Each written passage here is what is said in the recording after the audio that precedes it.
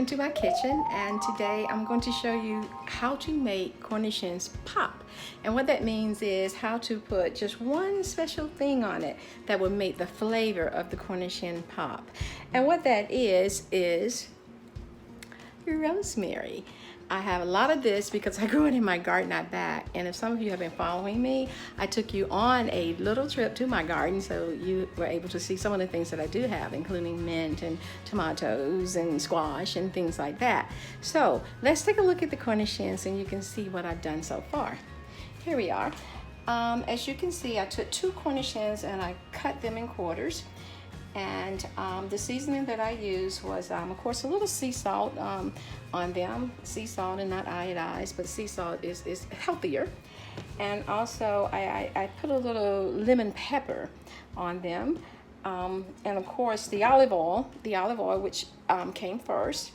And then I also did some teriyaki and some soy.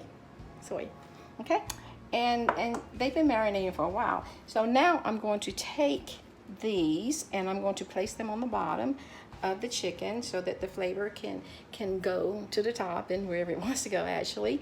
And I'll put it in the oven. I have set the oven at 390. And I did 390 instead of 400. I just took it down a notch because I have a second dish that I'm going to prepare, and it is quite nutritional as well, and that would be our vegetables. And I will show you that too, okay? But for now, let's go ahead and we're going to place these rosemaries on the bottom and put it in the oven.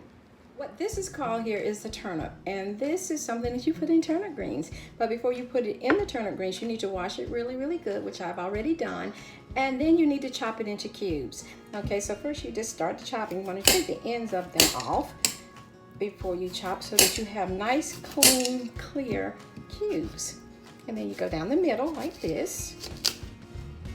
It's kind of hard, so you got to put some pressure to it and make sure that you have a sharp cutting knife. Turnip greens with your turnips to a boil, and then you cover them and let them cook for probably about 20-25 minutes, and that will be around the same time as your chicken is done. Okay, I forgot to tell you, turn it down. Turn the stove down to probably about medium or a little high-low so that it can simmer and cook. And it doesn't take long for the turnip greens to cook.